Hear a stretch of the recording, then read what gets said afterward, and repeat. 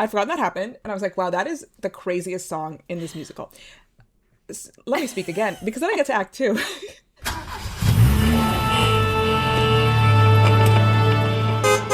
Hi everyone, welcome back to Off to Broadway, the podcast where we deep dive into anything and everything musical theater. I'm Tara. I'm Stefania. And in today's episode, we're talking about The Devil Wears Prada, the musical, which, if you've been listening to us for a long time, we've been talking about this show for years. We were here for its original iteration in 2022, which was supposed to be 2020, I think. And then obviously the pandemic happened. We've talked about it on many, I think, way too early Tony nominations as a show that could potentially move into a season.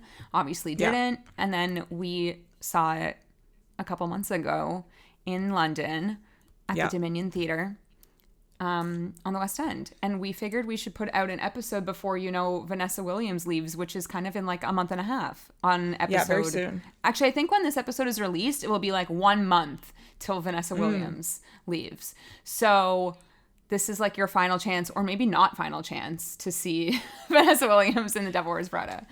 Okay, yeah. So this is, I'll address this because I sent you this video clip earlier, but there was an interview that Vanessa Williams did on, I don't even know what show it was, a British morning show. Good Morning Britain or something like that? One of those. And it was kind of an insane... Good Morning Britain. Yeah, it was kind of an insane video clip because the interview just kind of goes off the rails really quickly. But they asked her why she's leaving, and she has an upcoming project, a Netflix road trip movie that she speaks about. But then she says, in a way, maybe to do this somewhere else. She's like, the show's not ending. Basically, she's just leaving, but she kind of makes a sly reference to maybe do this somewhere else. So there's no way. It implies that there's at least conversations happening about Vanessa Williams revisiting this, or maybe she's just wishful thinking, but... Yeah. I was going to say, does it imply that there's conversations happening, or is she trying to have these conversations start? I was just IMDbing her to see what her upcoming project is, if it's listed. Upcoming 1, Women Like Us. Is that what it was? She wouldn't say the title or anyone else in it. Okay, the synopsis on IMDb says, comedy. A recent widowed woman is taken to the Hamptons by her best friends and sister on what would have been her 30th anniversary, leading to a weekend of reckoning with grief, marriage, and sisterhood. That sounds kind of like a road trip. Is it in pre-production, post-production? It is in pre-production. Okay. Wait, she didn't say who's in the cast? No, she wouldn't say anything. Reveal for us now. Vanessa Williams. Wow, yes. Vivica A. Fox. Okay. Whoopi Goldberg. And Jennifer Lewis.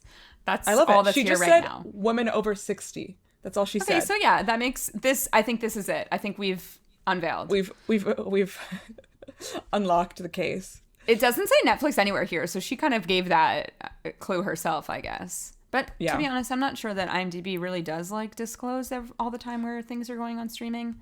Yeah. Anyway, but yeah, Vanessa Williams, all this to say, she's been in this for over 2 years now.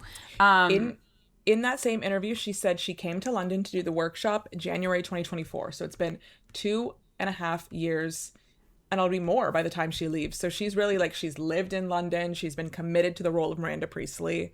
Mm-hmm. And she was her. And her final performance, if anyone is interested, is September 19th. Oh my God, she's on vacation on Monday. I actually would like to point out that on the Devil Wears Prada website, when you click on the cast members and their little read more in their bios, it gives their vacation days. And I appreciate that. That's nice. That's good. Because if I'm going to the website because I'm a fan of someone, I will look at their bio. That's the correct place to have that kind of information. Yeah, right now, I just clicked on Stevie Doc, who plays Andy. It says holiday dates. It gives June, it gives July, it gives August, and then it gives September. And the other person also here that I'd like to point out is leaving is Matt Henry, who's playing Nigel, but he is leaving a bit later. He's leaving in October, but he's also been in it for as long as Vanessa has been in it. They kind of are, I think they've when it opened been on a the package West End. deal. Yeah. Yeah. He must have been in those like earlier workshops in January too, because he's been around. Anyway, I guess like, wow, I don't even think it's like worth it to ask what your relationship is with The Devil Wears Prada, because like we all know, we've all seen the movie many, many times. This is a movie that like I feel we sort of grew up with in a way. It came out when we were, you know, in high school-ish, maybe a little younger even, and it just kind of is like a classic for our era. So it's like I haven't seen the original movie in a long time, but so much of it is like ingrained. We went opening weekend to see The Devil Wears Prada 2, which came out. We saw it together. Yes. Like this was that opening weekend? I think so. Or I think it was. Maybe it was crazy. The second weekend. I think it was opening weekend though, because it was like the Met Gala weekend. Oh yeah. I was like, that's so eager of us. But it was eager of us. We all went to Yorkdale Mall. We met up. To see The Devil Wears Prada 2. It was also packed in there when we went. Packed. There was multiple babies. Packed. There was babies. It was so anticipated. It was a box office hit. Is Anne Hathaway the #1 movie star of the year so far because of that and The Odyssey? I think maybe. Tom Holland's about to overtake, but and then I think by the end of the year Zendaya will overtake, but you know, it's true.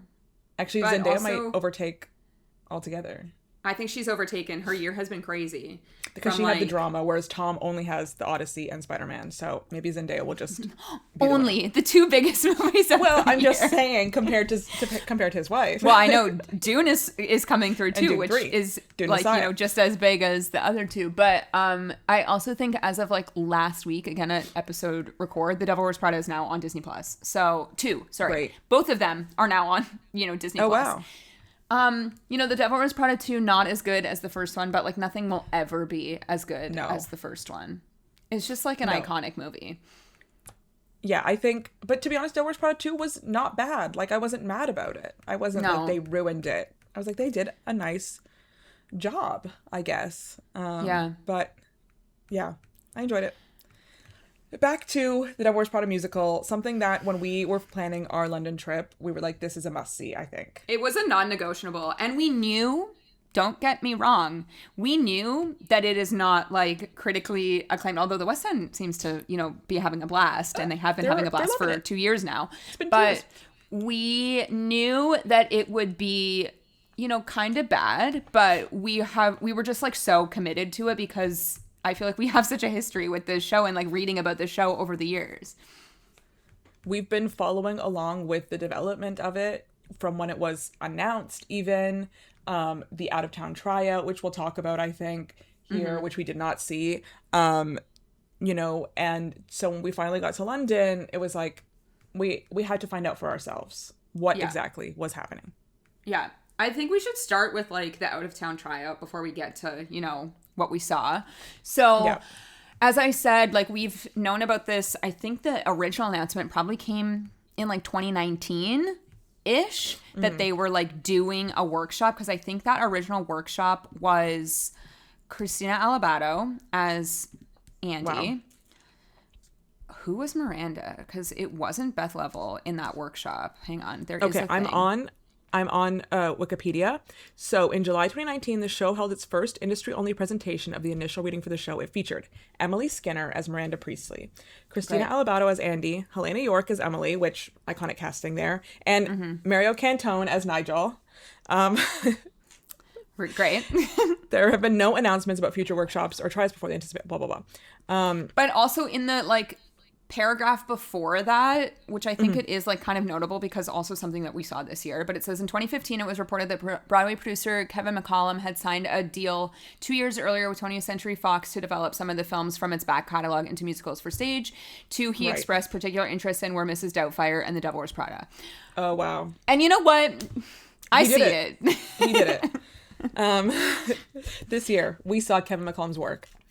Doubtfire obviously did have a Broadway run, whereas when Chicago was first announced as the out-of-town tryout, like, this was pre-Broadway. Like, please know, this is going to Broadway. Especially, like, that cast that they had in Chicago. It was like, oh, these are, like, current stars, up-and-coming stars, people we've been seeing, people who've done, like, recent work. So they had cast it for to be easily movable over. Yeah, so to Chicago now. So it played in Chicago in 2022. It was supposed to have a run in 2020, obviously the pandemic. And then it pushed to 2021. And then, like, I feel like Omicron was 2021, which is probably why it got pushed to 2022. But it played at the... did it actually play at the Nederlander Theater? I'm not confident on that. Wikipedia doesn't say if it played at the original theater it was supposed to. Anyway... cast was Beth Level as Miranda Priestley, Taylor Amon Jones as Andy, Javier Moon. How do we say his name? I feel like reading it, Munoz? I always say it different. Munoz. I say Munoz because it has a little accent on that. As Nigel, and then where is she? Megan Maseko Haley as Emily, and then kind of like other, you know, people that we've seen in different ensembles throughout. Iconic casting of the Chicago run was Christian Thompson playing Christian Thompson. Right. Spelling the same. And it's funny because, like, oh my God, there must be an episode of you singing the title song. The Elton John. Devil Wears Prada. But I feel like it was so different, like, in 2022. Yeah, that did not. I don't remember hearing that the other, like, when we saw it recently. Okay, well, I think what we'd heard was this is like really deep, someone had posted their dance call on TikTok with the song that they were sent for the dance call, which was an original song from the Devil Wears Prada, which hadn't premiered yet. So, like, that was the first taste that I heard of the Devil Wears Prada musical. No, I gotta find the episode because, like, you were singing a snippet from the title song because we saw a video released of Elton John singing it. That too. I remember that as well. This was years ago, so, like, so long ago, like before the Chicago run. But yeah, all that to say, this is a score by, you know, Elton John, music, lyrics by Shayna Taub. At the time in Chicago, we will get to, you know, she did step away because she was doing Suffs when it was kind of like romancing in the West End. And all I have to say about that is, Shayna... Please. But I don't know if she could have saved it. I'm saying I think her lyrics are bad. Well, the whole thing is bad. Like, that's the elephant in the room here. There's so many things that happened that I just don't know at what point the course could have been corrected. And not to say I had a wonderful time, but I remember, like, at the time, and Elton John did an interview after the Chicago run, and he said, the Devil Wears Prada is not ready for Broadway. Tammy Faye, on the other hand, is ready. And I remember that too. He was like, we need at least a year of time with the Devil Wears Prada. He's like, no, but at the time, he didn't even say it was Tammy Faye. He said, I have another musical that is ready to go. And then we were like, but it was Tammy Faye. Could it be? Tammy Faye. Obviously Tammy Faye closed, like, you know, flopped on Broadway. It was not ready, apparently. Although I do think some people said that, like, Tammy Faye, like, wasn't as bad as the Devil Wears Prada. Anyway, all this to say, I also remember, like, so a lot of people did not like it in Chicago. And if you remember, the only, like, glimpses, we saw merch online. We saw the curtain call. It used to look like an Alexander McQueen scarf. I, like, vividly remember that was what they're, like, act right. before the show started. I'm on a Broadway World board right now, and we have some photos. This is the thing. We were just talking about this before we, like, pressed record, but, like, this was pre-Reddit. Like, the Broadway World boards were the moment, and now Reddit has kind of taken over as, you know, the Broadway place to speak. But we were really loyal to the Broadway World boards for many, many years. I know. Yeah, I see, like, there's pictures of merch. There is someone kind of, I think, transcribed what they think is a set list. Oh, wow. Yeah, it's not, like, unknown. While we're talking, I'll, like, compare here and see what we think is similar or not similar. I think some, like, key pieces are still there, but other things I think are completely reworked.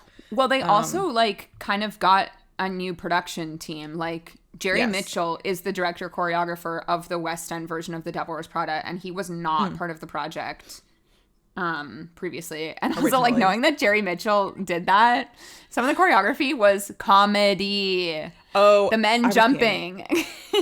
I was kind of peeing, honestly. Yeah. I there's so many things about this musical that made it a little bit like that didn't suit the world of high fashion, I feel. And I understand it's a movie and we're, it's not necessarily, but you want it to feel like grounded. If you want us to be believable in this like high fashion world, then we need to be in the right clothes. We need to be kind of doing some cooler dance movement. And just so much about this show felt really like uncool, unchic, unfashionable. I don't know how you feel. Yeah, I agree. It's also funny because like the theater itself, sorry, we're now jumping to like 2024 Devil Wears Prada, musical London version. The theater itself, we have like the giant shoe, which is the classic logo, like outside of the theater, but like inside it was like beautiful. They had dresses on you mannequins. Walk in, you feel like you're walking into the Met Gala. It's like runway. And then it's I would say as far as, like sitting in the seat and that Devil Wears Prada sign, I was like, oh, this is rich. Like it looks like we have budget here. And then we come out in like basically a heeled sneaker. I'm like, oh God, here we go. This is giving Mean Girls all over again to me. That's the thing. And I know you have to be dancing. Like it's hard. But the fashion, like the costumes when they're in their kind of like New York business wear, the skirt suits, so much of the show felt really 80s, which it's not right. Not. And maybe at this point it is a period piece of the, early 2000s. Like the movie came out in 2006. And I think we can say it is a period piece to that time.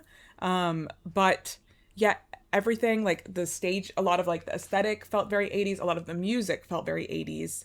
And so the it just music didn't feel is like fashion forward.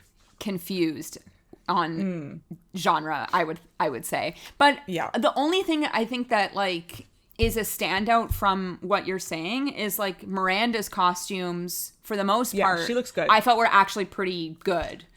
I agree. She wears like a teal kind of like sheath dress at one point. And it's like a pretty unassuming dress, but I just thought, yes, like a character like Miranda would wear something like that. Something that's very simple, but like extremely well tailored and just like is timeless in its fashion. Whereas not a lot of the fashion that like the ensemble was wearing felt timeless or fashion forward anyway.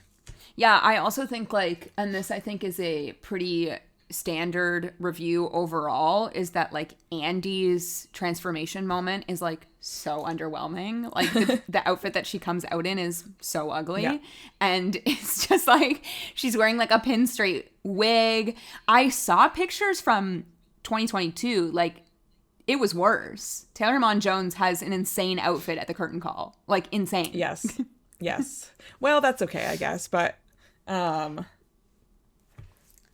yeah, I just don't know. And this could be a disconnect between a costume designer and a fashion designer. Like you're attempting to imitate something that it has like extremely different function to be on stage than it does to be a high fashion, moment or look.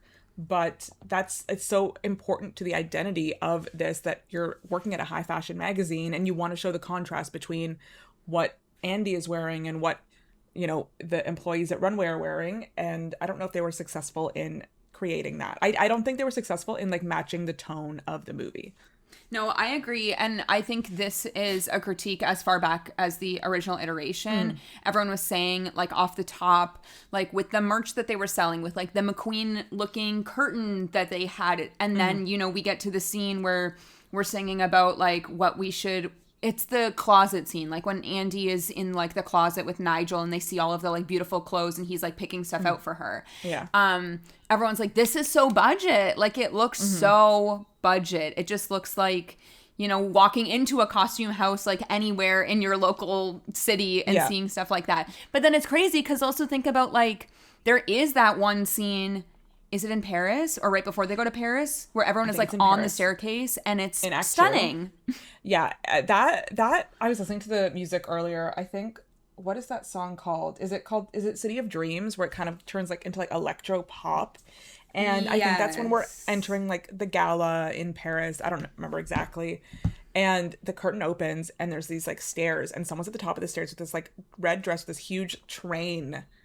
Like all the way down the stairs. I feel like it's before they go to Paris. I think it's the event right before when they decide that Andy's going to Paris. Because the other song that happens in Paris is when the girls were in the aisles. In those like blue and purple dresses. I don't know. It's hard to tell. It's hard to say. I don't remember exactly. But yeah, that moment where we have the staircase and we have... I think it's the Devil Wears Prada is the staircase moment. That song at the end sucks. Of Act 1? Yeah, because I remember it being crazy at the end of Act 1, and then we were like, oh, this is rich, and then it wasn't. I mean, it's possible. Like, there's I could be wrong. So many things. Yeah. What I'll say is the moment where there was the giant staircase and the model at the top with the huge red dress with the huge train. Never in my life before this moment have I wanted to take my phone out and take a picture.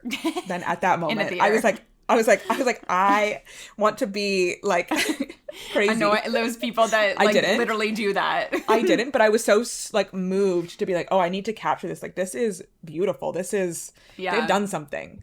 That was maybe one of the only moments where they did something, but they did it.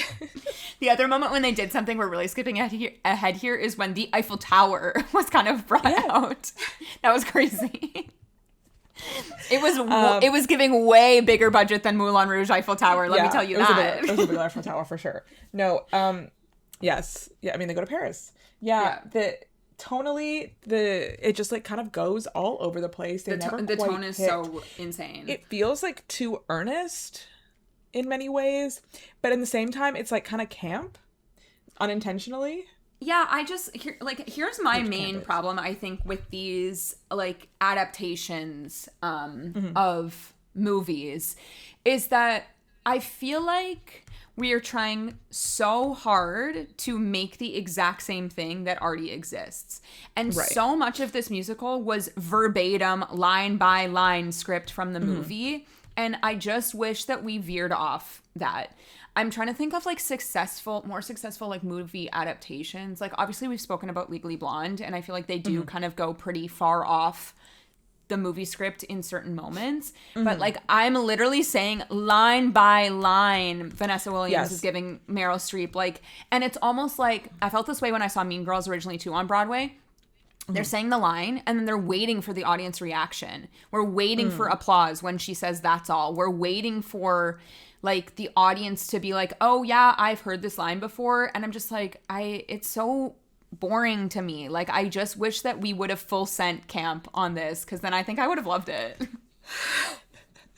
Yeah, I agree that when you're adapting something for a different medium, like a musical, the same things and the same structures are not going to work in the same way. You're not going to get the same laughs. The audience is coming in with different expectations, and they are not necessarily like understanding that the audience has changed and the audience relationship changes when you're adapting something for stage, and that you need to kind of make it its own, and that things that will work really well on screen, oftentimes, like a more emotional moments or more subtle things, or just like an offhand quip, when you do it on stage, becomes so much more exaggerated, and it like really tips over into being like corny in a way that in film it wouldn't necessarily be. And so much of what was taken from the movie, I'm thinking about the kind of the cerulean speech moment, like in the film, that works so well because Meryl is kind of barely even speaking. She's so quiet. She's just like doing this little monologue while she's like working and kind of showing her process. But here it becomes like, this is an important part. It becomes so much more of like a moment that it's like the subtlety is lost in getting their point across, and they're trying to be like, this is important, as opposed to just kind of letting it speak for itself. And I feel like this is a symptom of so many screen to stage adaptations, in that they'll take something that was kind of like a throwaway moment that hit hard with the audiences in the movie, and then when you come to adapt it for stage, or even anytime you remake something, when you come to kind of try and recreate it, it just kind of loses the original essence of what was like, what made it good, because you're like hitting it too hard. And musicals, that's kind of the fault of musicals generally, is that everything you kind of have to hit too hard. Everything is more, everything is bigger, and it's a tough line to walk in musicals generally, and a successful musical knows when to kind of pull back, and I don't think the Devil Wears Prada musical ever pulled back for 1 second. No. It's funny because like not majority, but like half of the shows that we saw on this trip were like movie adaptations. The West End loves a screen to stage adaptation, I feel. Yes. They love a movie adaptation. And it's funny just because, like, 2 days later, we saw Paddington, which is obviously like book movie adaptation. And, I also referenced in that episode that a lot of that script was also verbatim, but they were doing so many other interesting things that, like, I can look past all of that. Like, that doesn't bother me at all because it was so captivating to watch what they were doing. Whereas, like, I don't need a song I don't need, like, the line "that's all" to be turned into a song. Like, and what was so iconic about that in the movie is it was kind of thrown away. It was just one moment. That's all. She says it so many times in this musical. They just, like, beat it in. And you're like, oh my God, please. Yes. It's enough. It's enough. It's also, I think, something that a lot of these adaptations also do is they, like, pick a character and try to, like, build it out more. And, Nigel is our character, I think, in this one, as well as Emily. I was going to say Emily. Okay, but, like, Nigel's got 2 Act 2 songs. Like, crazy. That was a lot. But yeah, like, Emily and Nigel have, much more of moments here. And it's like, but what about our main character? Like, what about Andy? What about Miranda? Like, we don't spend enough time with those 2 characters. She has to sing a duet with her annoying boyfriend. Oh my God, that song at the beginning. For your body. I'd forgotten that happened. And then I was listening to the cast album. I was like, I also forgot. I was driving this morning. I'm listening to the cast album. Forgot that song existed. And I was like, that's the craziest thing. I only love you for your body. Catchy. I'd forgotten that happened. Crazy. I'd forgotten that happened. And I was like, wow, that is the craziest song in this musical. Let me speak again, because then I get to Act 2. Bon Voyage starts. What was that? I forgot that happened. How could you forget that happened? I really had selective memory, and I was just remembering the good parts because I have to say, like, I had a nice time. Like, I had a good time. I had fun. But I had forgotten the Bon Voyage. Emily has broken her ankle, her leg. Does that happen in the movie? I don't remember. I don't recall. I really don't recall. I feel like that's the reason in the play that she can't go to. Well, not that she can't go to Paris, but she's sick in the movie. She has, like, a really bad cold, like, right? And, like, Miranda is, like, disgusted by her, so she's just like that. And also, like, Andy had, like, saved the day at the ball or the gala or whatever. Yeah. And, like, knew more of the people, so she, like, outranked Emily at that point. But in the movie, I think the reason that she remembers all of those things is because Emily has a cold. Right. Yes. Exactly. So it was like all of those. I don't know if that happens in. Does Emily have a cold in the musical? It's really not important because the iconic line that she had to say is she's like, "I'm one stomach flew away from my goal weight." Did she say that? Because that's kind of an iconic line from the original movie. I can't remember if she said it in the musical. There were so many things waiting for the audience. Yeah, Anyway, all this to say. In Bon Voyage, she, like, breaks her leg, and this is a number that it, like, opens Act 2, basically, no? It does open Act 2. She does a dance number, like, with the male ensemble as nurses. I believe it does. If it doesn't open Act 2, it's the second song. I think it is the opener of Act 2. She's in, like, a hospital gown in a wheelchair, and then the doctor is hot, so she's, like, hitting on the doctor, and he's hitting on her. Also, everyone should know that they did perform this year at West End Live, so you can watch that. But it's kind of just like she's so upset that she can't go to Paris, so she sings this song about travel. I don't even know. There's a reprise to Bon Voyage later. I know. I remember that because she, like, throws something. Does she end up dating the doctor? That was unclear to me. Yeah, I think so. It's like a romantic thing. Like, she finds love. Anyway, as I was listening to this today, I texted Steph and I was like, Emily would never sing a song like this. No. Like, here's the main thing. We're not mean enough in this musical. We're too happy in this musical. I think that's the main problem. I think there's something to, again, love a musical, but not every character is a character that's going to sing. And a character like Emily is someone who feels she's kind of, like, above everything. So I don't, like, her as a character to me, she doesn't sing. Like, but she is iconic in the song "How to Survive at Runway." I think that is kind of important. Or part. like she sings kind of in that way, but no solo. Like, yeah, like she's just kind of like a faster kind of sing. But when she does this like not emotional number, but this kind of like silly kind of even like throwback to like an old musical era, like the supporting female character, like the B romantic plot kind of song that she has with Bon Voyage. That is very un-Emily to me. Yeah, she would never do that. So ever. Yeah, I agree. She it's also would never like walk around the stage singing in a hospital gown with a cast on her leg. Like that's so not Emily. Well, that's she wouldn't want to be seen in the hospital gown. She would like accessorize it in a way that she was like high fashion.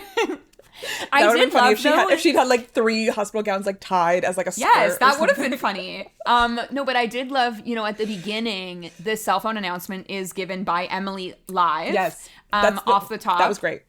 She walks down like from the back. Mm.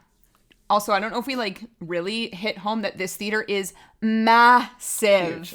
The biggest theater we were in the West End, for sure. I don't know if it is the biggest theater in the West End, but it was definitely the biggest one that we went to. Large. It's huge. Like, to put in perspective, we were sitting in the orchestra row R. That's like barely rear orchestra as it goes to like double Z. We're like halfway through the theater. Plus like a dress circle. I don't know about a balcony, but definitely an upper tier as well. Yeah. Anyway, all this to say, Emily walks down. She's like strutting down the aisle, and she comes on stage and she's like, you have to turn off your cell phones, but like please first take a picture of me. I look really good, blah blah blah blah blah. Everyone is like taking I have a picture of her for no reason. Like I do. But that was iconic to me. It was good. I thought that was one of the best cell phone announcements I've ever seen, because it kind of like it made you, the audience, accountable to the actors on stage to like, okay, put your phone away. It's not just a faceless announcement. It was like, hey, we're done here. Put it away. I see you. And then she did say, like, you can bring it back out at the end, but for now, put it away. For now, like, put it away. Yes. I've done a little Googling. Okay, so based on the AI overview on Google, the Dominion Theatre is the 4th largest West End house. Above it is, but the 2 of them above it don't really count to me. The London Coliseum, which has, like, West End and the Opera, so that's one. The Apollo Victoria, which has Wicked, has 2,328 seats. Wow. That's the largest commercial private playhouse. Then the next is the London Palladium, and then the next is the Dominion. No, it was huge in there. Beautiful theater. I do think in a place like that, like you could kind of sit anywhere and your sightline would be like decent. Yeah. And there was a lot of availability leading up to for like good prices. So I think you have freedom to play around and get a good seat. Yeah. But yeah, like kind of, back to the 2022 version of it. I do think, as you said, like when they were casting this, it was, with Broadway in mind. And then the public saw it and said, what is this? And, it is sometimes a case of the Americans saying, what is this, for them to basically be a hit on the West End. So the taste level in London, in the West End, is a bit different than people were having. Not that we weren't having a blast, but people were having a blast. Yes. It's 2 years into the run at this point, so not a long runner, but people kind of know what it's about at this point. The types of people who are going are tourists, but also, girls and the gays.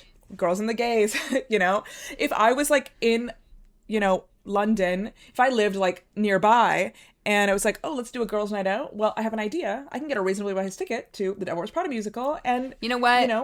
Bachelorette parties. Let's go. Bachelorette parties. No, what do they call it in London? A hen do? I think that's what they call it there. Hen do at the Devil Wears Prada? Yeah. Sounds like a blast to me. Honestly, that is sounding really appealing.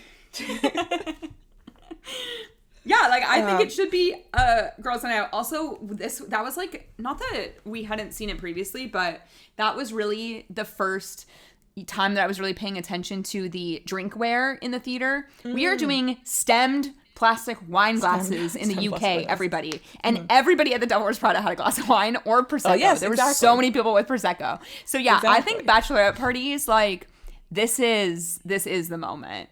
Like, bring the girls and go sing Dress Your Way Up. How fun of a bachelorette party would that be if you go for, like, a fun dinner before, get a little, like, tipsy on a cocktail, then you go to the Devil Wears Prada musical at the Dominion Theatre, you get a little more tipsy at the Devil Wears Prada, Then you like go home and all watch go the to movie. like a hotel, like sleepover. Okay.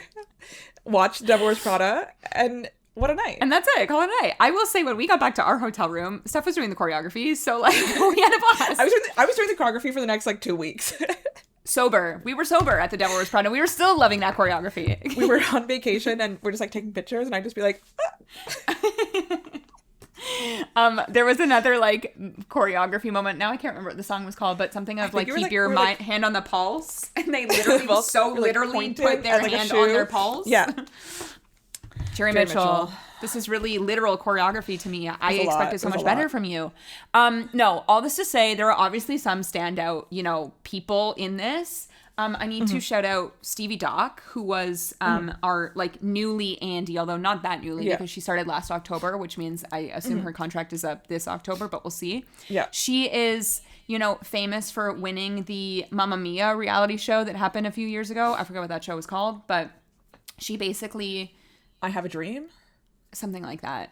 Very similarly to like the Oliver, I'd Do Anything, the How Do You Solve a Problem with Maria. Greece. They were in Greece, yes. They went to Greece. And what's the other one? The Wizard of Oz one, Over the Rainbow. Over the Rainbow. If you win from this, there was a male and female winner from this. You get to be in, the show. So she was in Mamma Mia. Sophie and Sky. For 9 months, I think. And the guy that was Sky, Tobias, I don't remember his last name, but he's about to be Troy Bolton on tour. So, like, we're working. These people are working. They're talented. I have to say, one of the craziest voices I've ever heard in a theater. What a voice. Oh my God, she's so good. What was the song near the end of Act 1 where we were like, wow. Was it Miranda Girl? It might have been Miranda Girl. Miranda Girl? The thing is that like on the cast recording, it's not Stevie Doc. It's Georgie Buckland. Georgie. Who I believe is currently in the West End Mean Girls tour. Sorry, UK tour. I don't know if that's still running at time of episode record or release, but she left. The reason she left the Devil Wears Prada was because she got cast as Janice in the Mean Girls UK tour. Great. And I actually listened to Stevie Doc on Hannah Lather's podcast. Did we know that she's Scottish? No. A crazy accent. I was shocked. That's funny. And also she was saying that this show is vocally incredibly challenging. Really? I believe it. Incredibly challenging. So she said that like, because they were talking about, what you eat between shows on a 2-show day. Like, how do you keep your like vocal health in check? And she was like, this is hard. This is a really hard thing. And when she did the podcast, they were in tech, or they were about to be in tech. So she hadn't even gone on yet. But oh my God, like probably the best voice that we had heard that entire trip. We were shocked by her, like shocked. So good. Yeah, I agree. Loved her as Andy. I think she did a great job for like the Andy that exists in the Devil Wears Prada musical. Exactly. Another standout, the man that played Nigel. And his multiple songs. I mean, I don't know about the songs, but Matt Henry, I mean, his most iconic song is Dress Your Way Up.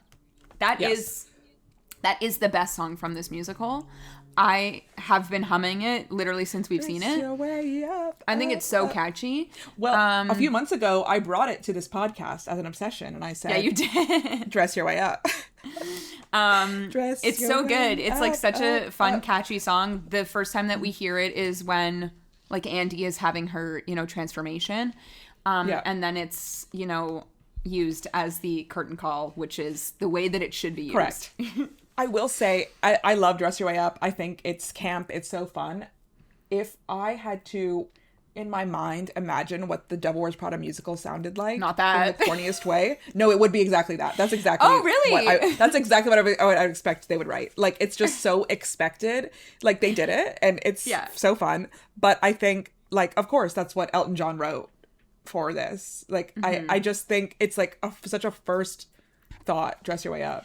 It is kind of like the most Elton sounding as well, I would say. It gives Elton John energy. I can imagine him at the piano be like, dress your way up. You know what I mean? Yes. And, like Matt Henry like really eats up that scene. When you listen to him saying you're like, oh, I can see that he was Lola in Kinky Boots. He won the Olivier for Lola in the West End. Oh, wow. Oh, my God. And he was also a finalist on the second series of The Voice. Fun. Wow. But yeah, he's got a great voice. He's got like great presence. Yeah, you know, would absolutely skip his song Scene. Sorry. I guess. But like the way that it opens, I was shocked when it just opened with, oh my God, where is it? I literally sent it to you because I couldn't believe. Growing up gay in Kalamazoo, like. And then we get into a ballad. Actually, maybe that's my note. Too many ballads in this musical. Like, what are we doing? The highlights were the up moments. I agree. Another song I kind of liked. Not Stay on Top. Who's She? When we're in Paris. And she's walking down the runway. Although she does walk down the runway like 8 times. She's wearing like a white outfit. I think that's right before she sleeps with, what's his name? Christian Thompson. Yeah, I think it's around that moment. You know, we don't really have like a villain character in her boyfriend the same way that he's like such a villain in the movie. He's not really a villain in the original movie. He's just kind of annoying. In this, I'm like, oh, I kind of feel bad for him. He's just trying to make her food. She does kind of abandon him. She ditches his birthday. She kept saying she was going to be there, but she wasn't there. So, like, that was wrong of her. Also, that man's Canadian, no? The one that we saw, I think. The actor? I'm pretty sure he is. Yeah, I feel like we read this when we were in the theater. Possibly. We don't have a... Keelan... Oh, it's in cursive. How do we say that? Macaulay, I would say. An actor from Calgary. Shout out. Wow, Calgary. Why are we here? How did we get here? Previously, OG Josh and Clueless on Stage, JD Heather's musical. Okay, so we've been working. That's nice. So fun. A musical highlight for me is City of Dreams, when we're getting this like kind of Parisian like ambiance music. Like I just thought that was like one of the coolest sounding things that we had. It wasn't so like I've heard songs that sound like this before, but to me that was I was like, oh, I wish we were kind of like in this world a bit more, as opposed to like more in your face musical that I feel like the rest of the musical is. Yeah.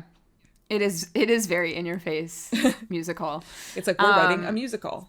The other like fun moment was like in the Paris fashion show towards the end, like every ensemble member was in the audience, like in a ball gown. Yeah. They were in the audience. Like this walking down. Yeah. Doing dances, posing. We had like strobe lights happening at one point. It felt like we were like in a club. So that was cool. Did they ever go... We were I don't know if they were underneath above the balcony. Did they go up? Were they as well? I think they might have been in the boxes. Oh, yes, you're right. They were in the boxes. There was like fashion, I remember like turning around at one point boxes. to see. Because were the men also in the aisles? I don't remember. They were in suits. I don't remember the men. I just remember the women because they were in these like ball gowns, elaborate basically. outfits. Yes. Like walking up the stairs to then do this like fashion show number. I think like maybe while we're singing, "This is the house of Miranda" again. The house of Miranda. Yeah, I just think like the main issue, well, there's many main issues. I think the music is so tonally crazy. Every song sounds like it doesn't belong in the same musical, which is a problem to me.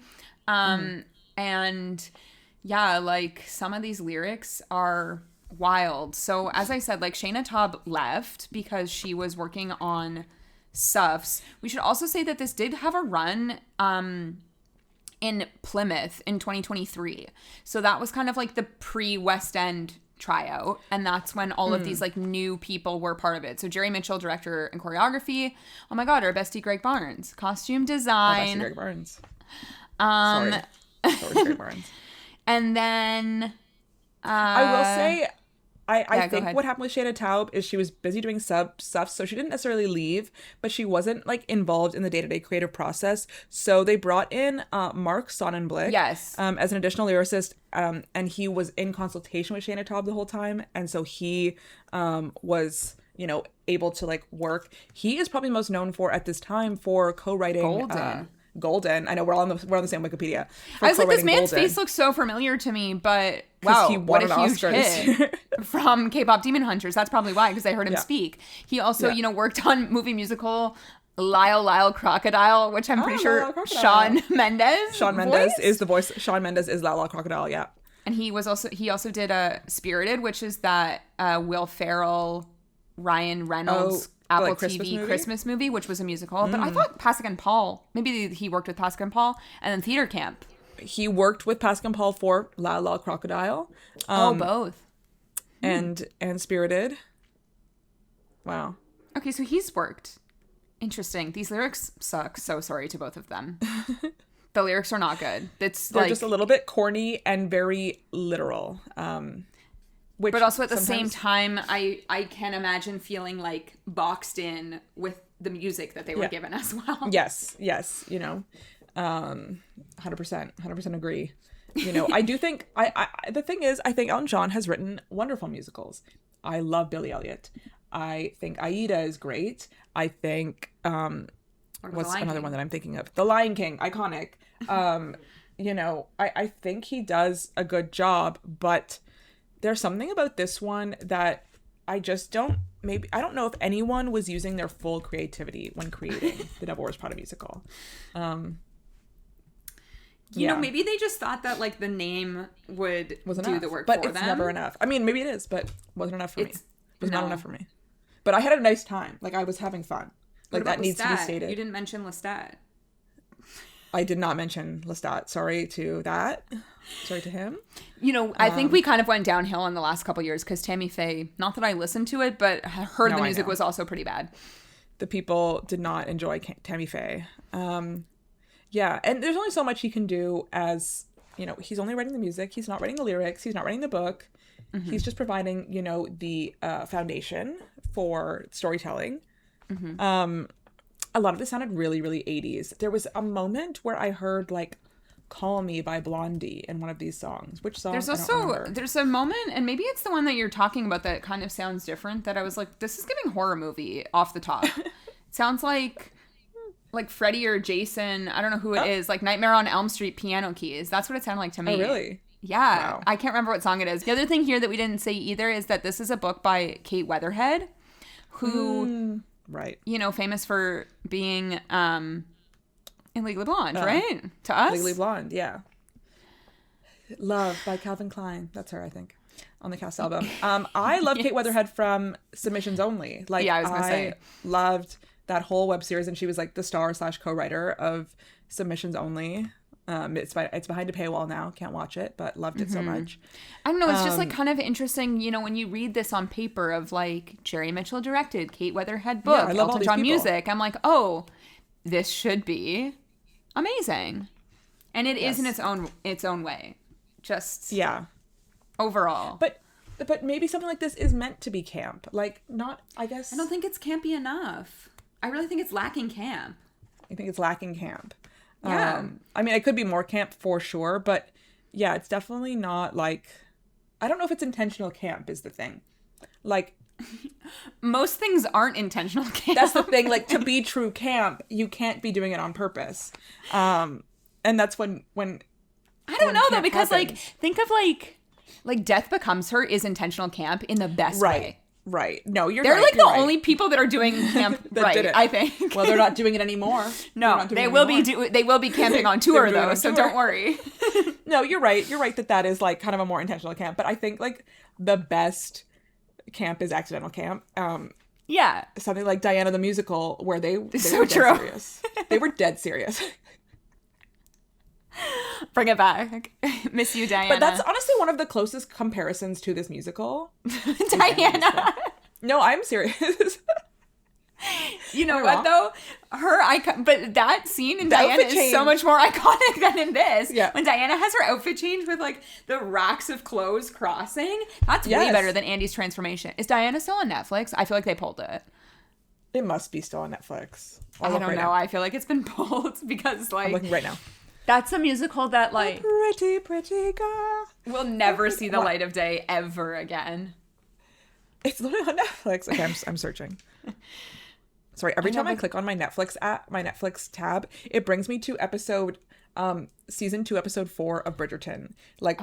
Sorry, this is a tangent, but every time I click on my Netflix bookmark, it brings me to season 2, episode 4 of Bridgerton, where Anthony is like proposing to Edwina while Kate is right there. You must have been watching it and then you bookmarked it then. But every single time. That's really funny. It's here. It's still here. Wow. So if anyone's, interested in a true camp musical that was 100% serious, go watch Diana the Musical on They Netflix. did not think they were making a joke. They thought they were. Which is crazy to me when you think about the song When She Dies, because that is camp. And they, by the end of the run, it was like a month. They really, they understood what they had and they were like leaning in. But when they were putting all of Charles's posters on garbage cans in New York, they really understood what they had. They knew, but they really did. But when they were the song writing Snap that musical, Click, iconic. What's the one where they're kind of like, no, Harry, Camilla, my ginger-haired son. Camilla and Diana doing kind of like the Thriller in Manila with Diana and Camilla. That one. That was camp. That's camp. Who wrote that? Yeah. Because they should have been working on The Devil Wears Prada. Is what it the we're people saying. From Memphis? It's the guys from Memphis, so it's. Yeah. I don't know. Anyway. You're right that they didn't think that it was. I just don't know how anybody sat in a room for a read through of the songs of Diana and we're like, wait, are we serious? I just think I hear it in my head when she dies, and the whole ensemble is like, ah, as the lights come. It's crazy. That was a crazy watch it again? Maybe I'll watch it again. Just fast forward to the end. Anyway, all this to say, we did not have a bad time at this musical. No, I had a wonderful time. It was just I had a great time. Bad in general. I had a great time. At the end, I was like you did. Yeah, because we what is important about The Devil Wears Prada is they have the Mamma Mia approach of we are mega mixing basically at the finale, singing Dress Your Way Always Up. Mega mix. Andy's doing riffs in the background, and I was like, oh, girl, everybody's doing choreography. It. The whole cast is doing Dress Your Way Up choreography, and then we have a huge confetti burst at the end. And I'm like, loved that, loved every second of that. Should we go see this again? That's how you feel when you walk out of that theater. No, I would tell people to go. I would temper expectations, but I would tell people to go. It's fun. Yeah.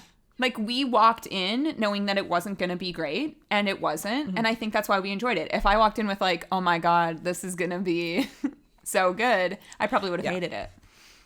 Yes. Again, I could have done that without the song I Only Love You For Your Body, but that's okay. I only love you for your body. That was crazy. That was so crazy choice. Did Shanna Taub do that? I don't know. I hope not. Yeah, that's the thing. We can't really find a proper set list or track list comparison from Chicago, because I would be so interested to know if all of these songs are here, or if we have bits and pieces.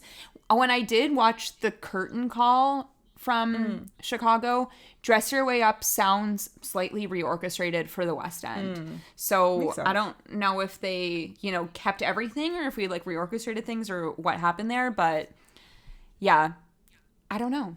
And I don't know that this will... We were under the impression that this would never move anywhere, but Vanessa Williams might have different information than us. So I would say if you're interested in this, then you have to take a trip to the West End. You gotta go to London. You gotta go. Wow, what would be a perfect 2-show day for The Devil Wears Prada? Oh, wow. This is a difficult question. Anywhere? Any other musical? Yeah, sure. Any other musical. It doesn't have to be on the West End? Joseph and the Technicolor Dreamcoat. Fashion. I was going to say a perfect 2-show day for me for this is Closed, but it kind of gave similar energy. Bad Cinderella. Bad Cinderella! It gave... oh my God. And another one, also Closed, but Once Upon a One More Time. Kind of has synergy. Yeah. I see it. These are all kind of bad musicals that took them... Well, Bad Cinderella took themselves really seriously, but... Yeah. That's the thing. The thing when you create art is you kind of have to take yourself seriously. You have to be serious. I don't know. They're not. I just wish there was one person in the room. I wish there was one person in the room that was does anyone else think that this is crazy? Because this is crazy. Like, where is that person? Nowhere powerful enough. I also, like, sometimes hope, which it never happens, but I hope that sometimes, like, these actors that are in these shows that become, like, famous flops, although I wouldn't even consider this a famous flop because it's still going, but sometimes I wish that, like, the actors would, you know, step back and be like, yeah, that was kind of bad, but they never do. They always have, like, such nice things to say. No, but this is your work. You can't think something is terrible and then go to work for a year at it. I mean, you can, but it probably makes it harder to... No, but, like, I want to hear about when they leave, when the show is closed. Yeah. Let's expose. But, like, we never hear about this. Yeah, where Vanessa Williams is, like, talking about taking this on the road. No, she's serious. Girl, I want to hear about your thoughts about the lyrics that you're singing. We didn't even really talk about her. She is great in this. No, I don't think that she has that much to do. No, and I think that's probably correct. Like, Miranda should be kind of an ominous figure. She's not the main character. She is, like, a specter over... like Andy's story. So I don't necessarily need to like hear her like belt out. She does sing when she's getting divorced, doesn't she? Yes. Like she's sad and she sings and then she's like, okay, we gotta move on. So yeah, do you think that's her hair or is she wearing a wig? Oh, that's a good question. She kind of had similar-ish hair on the morning show. Because it's almost like a, what's it called? Like a twist, like a French twist. Yeah. Is what she kind of has, like a slick back kind of like thing. It could be her hair, but it also could be a wig. It might be her hair though. Yeah, hard to say. She looks great. Yeah, but she always looks she does look great. She does look great. She's doing a good job in this. It's fun. You kind of do need someone with like presence to play Miranda, so it's good that we have like a name in there. I'm curious because at time of episode record, there is no like name for replacement. This show is on sale until February 2027, so.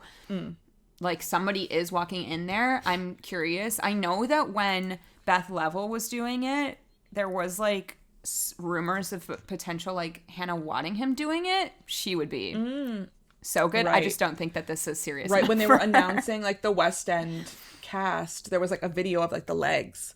And we were like, who is it? Yeah. And there was, like, Hannah Waddingham was a suspect. And I think she would be great because she is a West End performer. Yeah, I don't know. Yeah, it's hard to say. It's possible by the time this episode is out, because again, when this comes out, will be like a month till her final, I was going to say episode, her final show, will have information. So I am kind of curious to know who's going to replace. We'll see. Do you have anything else on The Devil Wears Prada? I feel like that's all I got. I don't really have anything else on The Devil Wears Prada. I had a good time. Like, I don't think it's very good, but I had a nice time. And sometimes that counts for more. That's true.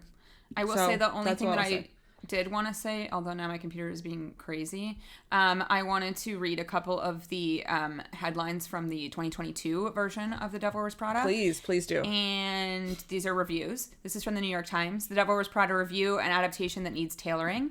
Good. Pretty good. Variety's headline is The Devil Wears Prada review, Broadway-bound musical needs to take a cue from Miranda Priestley and get meaner. Those are the only two that I'll read for now because, you know, my computer is freezing. But those are also the two biggest ones, I guess. Variety and New York Times. I don't know that anybody else really probably reviewed it. Maybe local Chicago, but that's probably about it. Okay, should we rate it? Yeah, let's rate it. Okay, for me, I'm going to give The Devil Wears Prada 6 out of 10 red gowns. I'm also going to give this 6 out of 10 blue sweaters. Cerulean, to be exact. Cerulean. Old Navy was selling like maybe it was Joe Fresh. I don't know. One of them was Joe Fresh in Canada was selling a cerulean sweater. Old Navy was selling a That's All t-shirt. And then we did see a Devil Wears Prada collection at Primark when we were in London. We did. I feel like I sent you one of the like that was Joe Fresh, I think. T-shirts. Joe Fresh things. Yeah. Yeah. Yes, we were merched out for the Devil Wears Prada 2 here in Canada anyway. There was a moment when we were both going to get the Old Navy t-shirt and wear it to the show, but we didn't because it was kind of expensive. If it was like $10, I would be willing 30. To do it for the bit. But it was way too much. Yeah. So, yeah. Yeah. Anyway, That's our thoughts on The Devil Wears Prada. As I said, Vanessa Williams is leaving September 19th. So if you're interested in seeing her, you got to go see it now. So that's our thoughts on The Devil Wears Prada. And now it's time for our obsession of the week. Okay, Steph, what's your obsession? I was recently turned on to an off-Broadway musical that played last year, but I didn't get a chance to listen to the EP that they had released until recently. This is the off-Broadway musical Goddess, starring Amber Iman. Have you heard of this? Mm-hmm. Yes. I think we talked about this last year in our potential season preview. Yeah. I was listening to a different podcast, and they're like, where is this? And I'm like, yeah, where is this? Where is Amber Iman? It was at the Public, right? It was at the Public. The true answer is Amber Iman was just in the Black Swan musical at ART. She plays the ballet teacher. She does, which is like a gender bend role for that, but very fun. But back to a goddess. So it's a mysterious singer arrives at Moto Moto, a steaming Afro jazz club in Mombasa, Kenya. She casts an entrancing spell on everyone, including a young man who has returned home from studying in America. So, but one, she has a stunning voice. Mm-hmm. And the music is like, you know, African jazz influenced, and it's just like really, really cool music. So the song I'm going to turn you on to is Honey Sweet. I really don't have much to say about it, except for that she sounds amazing. And also, when you listen, you tell me, but it feels a little bit different from things that I've heard in a musical theater space, especially in this like kind of, you know, lots of, you know, modern musical theater music. This feels like just a little cooler in my opinion, and just something I want to hear more of. So Honey Sweet, Amber Iman. There's an EP on Spotify. It's 5 songs. Goddess the musical, bracket Nights in Mombasa. And I think it's worth listening to. And my favorite song, Honey Sweet, is my obsession this week. Yeah, I remember reading about it, but I don't know what happened. I think it was reviewed well-ish, but it's it's just hard to get people together, get money together, get a theater together, you know. Yeah, and so if that's all that it will ever be, then, you know, a little bit sad, because I think people enjoyed it, but at the same time, you know, we have this 5-song EP that we can revisit if we need. Mm-hmm. It's always good to record your stuff. If you can, obviously. If you can. Tara, what's your obsession this week? Okay, my obsession this week is a new website that was created. So, Catherine Quinn, who I've spoken about many times on this podcast, she's like a Broadway influencer marketer. She works for marketing, but she's is hired on many shows to do marketing. Anyway, she recently created a website, Broadway Cheap Seats, which is hopefully going to kind of take the space of the Broadway Reddit, Broadway Rush. It's a really interesting website. And I'm talking about it now because it's only in its kind of like early-ish phases. So I feel like as, you know, more people start to use the website, it will start to populate it. But basically what it is a website that tells you all of the shows that are doing Rush or Digital Rush or Lottery. And it also tells you when shows are closing, and it tells you the like chances of getting Rush. So I'm on the website right now, and Juliet is first because it's in alphabetical order, and it says here, arrive by 10 a.m. for a 92% chance of tickets. And then if you click on like details, it says people who ended up first in line typically arrived around 5:15 a.m. This was based on 5 Rush reports. And then it also tells you what time the show is for the day of the week. It's like basically collecting data to spit out to the masses, which I think is really smart, because, you know, the Broadway Rush report on Reddit is just relying on people walking around and like typing. But this is a space that this like seems if to, like, I aggregate the data. Exactly. And like if I'm in line, I can press like file my Rush report, and then you put what the show is, how many people are in line, where you are in the line, and like what it's like any other curating the information that they're looking for, as opposed to just relying on people to know what to put. That's so smart. Yes, exactly. So this is Catherine's like kind of latest venture. I think it's like a really good idea, and you know, should we go back to New York at some point? We'll be there. I would use this because I think it's like a really interesting like website for, you know, people like us that are, you know, interested in finding out all of the rush details. I'm trying to think like something here that says, so like just in time, for example, it says arrive by 7:15 a.m. for a 93% chance of tickets. And then it does say here, like, this has been a tougher rush lately. Like the Lost Boys say you have to be there at like 6 a.m. to be guaranteed a ticket. Another one here is like Ragtime is closing, I think literally the day before this episode comes out. So like, and that's also only a place that does digital lottery. So anyway, it's just like a database, and I think it's a really good idea. And I'm talking about it here with the hopes that anyone that listens to us maybe can like try to populate this, because right now it's only working off of 2,600 people's rush reports, because it's a fairly new thing.